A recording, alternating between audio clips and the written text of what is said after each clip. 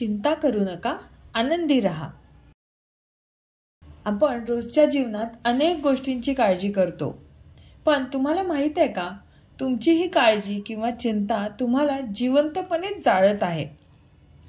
चिंता आणि चिता या दोन्ही शब्दांमध्ये केवळ एका बिंदूचा फरक आहे, पण त्यांच्या परिणामांमध्ये मात्र जमीन आसमानाचा फरक आहे। आज आपण पाहूया हे प्राचीन सत्य तुम्हाला चिंतामुक्त कसे करू शकते। चिंता चिता समा नास्ति, बिंदु मात्र विशेषतः, सजीवम दहते चिंता, निर्जीवम दहते चिता। चिंता चिता समान असती म्हणजे या सुभाषितामध्ये सुभाषितकाराला म्हणायचं आहे की चिंता आणि चिता या दोन्ही एकसारख्याच आहेत, पण त्याच्यात फरक तो कुठला, तर बिंदू मात्र विशेषतः।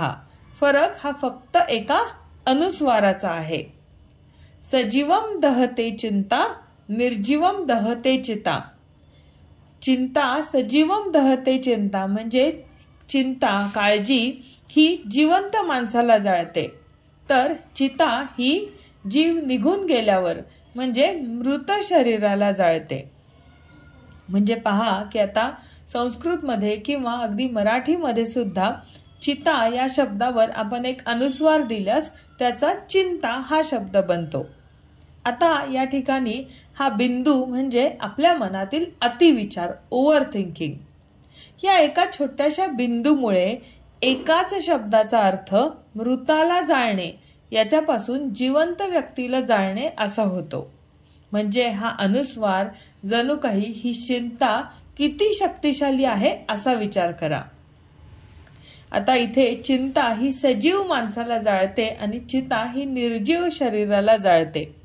यातून सुभाषितकाराला असा अर्थ अभिप्रेत आहे की चिता ही फक्त शारीरिक मृत्यूनंतरचे कार्य करते, ती निर्जीव शरीराला जाळते, पण चिंता मात्र तुम्हाला जिवंत असताना, सजीव असताना आतून पोखरून काढते, आतून जाळते। ती तुमची ऊर्जा, आनंद, शांती आणि कार्यक्षमता हळूहळू संपवते। चिता तुम्हाला एकदाच मारते, पण चिंता मात्र तुम्हाला दररोज थोडं थोडं मारत राहते। या सुभाषिताचा अंतिम संदेश अगदी स्पष्ट आहे। तुमच्या या चिंतेतून तो अनुस्वार काढून टाका आणि तिला चिता बनू देऊ नका। म्हणजेच अतिविचार, ओव्हर थिंकिंग थांबवा, भविष्याची अकारण चिंता करणे थांबवा, वर्तमान क्षणात शांत आणि समाधानी राहा। आजच ठरवा, तुम्ही तुमच्या मनाला जिवंतपणे जळण्यापासून वाचवण्यासाठी कोणती एक चिंता करणे सोडणार आहात? खाली कमेंट करून आम्हाला नक्की सांगा। हा व्हिडिओ तुम्हाला आवडल्यास लाईक करा आणि तुमच्या मित्रांशीही शेअर करा, त्यांनाही चिंतेतून मुक्त होण्याचा मार्ग समजू द्या। थँक्यू।